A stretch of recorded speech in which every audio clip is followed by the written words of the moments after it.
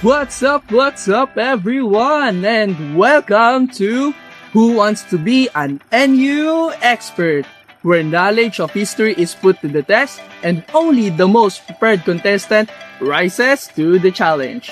So today, we're diving into the history of the National University by focusing on its presidents, the leaders who shaped NU into what it is today.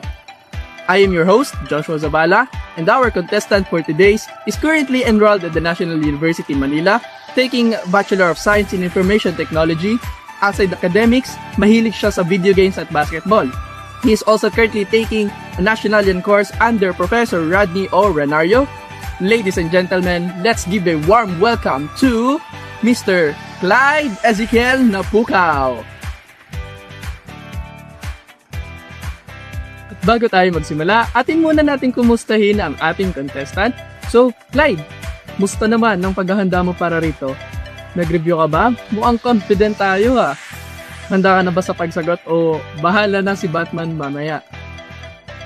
Medyo kinakabahan pero ready na rin po ako. Excited na sumabak. Ayan, tama yan. Dahil ang unang round natin ay Get to Know Them. So dito, bibigay lang ako ng mga clues kung kilala mo ba talaga or huhulaan mo kung sinong NU president ang binabanggit ko base sa mga clue. Okay, Clyde, ready ka na ba? Ready na. Okay, Clyde. So for our first question, this president served from 1921 to 1936 and helped transform NU into a full university. That is Camilo Saez. That is correct!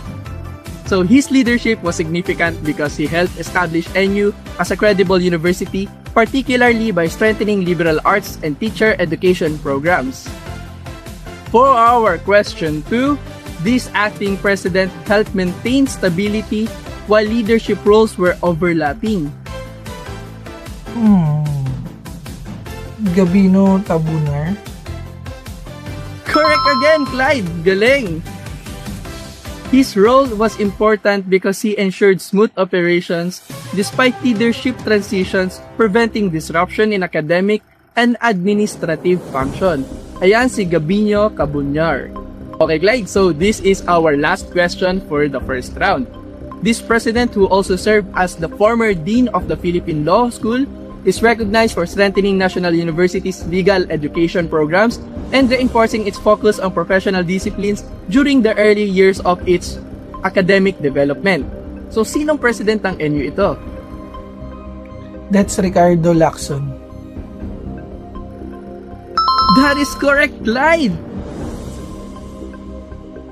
Oh, Ricardo Lacson, his leadership focused on improving NU's law and professional programs, highlighting the university's early direction towards specialized education. And a little fun fact about him, his background in legal education influenced NU's reputation as one of the institutions that emphasized professional courses like law and commerce during its early years. Napakagaling ni Ricardo Lacson. Uy, Clyde, mukhang tuloy-tuloy natin nakukuha ang pagsagot Prepared ka ba talaga o sinuswerte ka lang? Medyo prepared pero kaya. Ayan, pero dito sa round 2, kailangan natin na mas pag-igihan pa dahil may mga choices naman kaming ibibigay pero mas mabilis dapat ang iyong pagsagot. Handa ka na ba, Clyde? Simulan na natin ang round 2.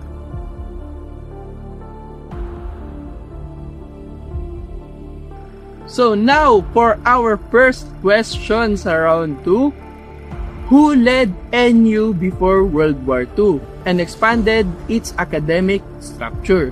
A. Ricardo Lacson, B. Florentino Caico, or C. Domingo Locson?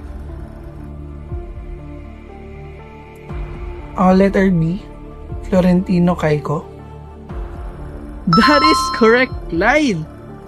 Florentino Caico had led NU during a time of growth before the war interrupted progress. Fun fact, his leadership helped increase in enrollment and strengthens NU's academic system right before the country entered a major historical turning. For our second question, who helped rebuild NU after the World War II? A. Camilo Osayas, B. Domingo Jackson, C. Theodore Ocampo. Letter B, Domingo Luciano Hoxon. That is correct, Clyde. Again, galing talaga ng ating contestant ngayon. So, Domingo Luciano Jackson, he restored the universities after a massive wartime destruction. Trivia, NU was heavily damaged during the war, so his leadership was crucial in literally bringing the school back to life. Ba? Napakahusay na leader ni Domingo Luciano Jackson during the time after nung nagkaroon ng World War nga. And for our last question in this round, which president continued modernization and maintained NU as a family-led institution? A. Camilo Osayas, B. Domingo Jackson, or C. Jesus M. Jackson? That would be C, Jesus M. Hoxon. That is correct again, Clyde! So, Jesus M. Jackson, he focused on continuity and modernization while keeping NU under the Jackson family leadership. And a little fun fact about Jesus Jackson, the Jackson family played a long-standing role in NU's history, making it one of the few institutions in the Philippines with strong family leadership influence. Napakahusay, napakahusay! Ano, kinakabahan ka po ba? Musta naman? Salamat po, pero mas lalo akong kinakabahan ngayon. Hey Clyde, ito na yung last round natin, kaya dapat galingan mo yung pagsagot. So for the final question, this determines if you are truly an NU expert. Why are the NU president important to the university's history? Bakit nga ba?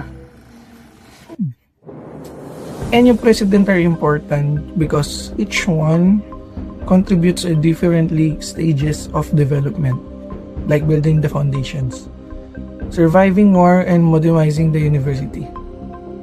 And that is absolutely correct, Clyde. So, what makes their role so important is each president didn't just manage NU. They influenced how it evolved through time, adapting to challenges and opportunities in every era.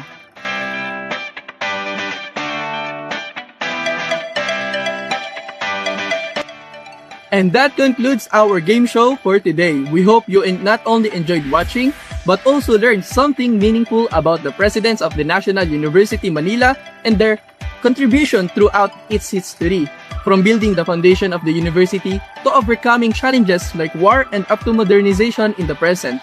Each leader played an important role in shaping in what NU is today.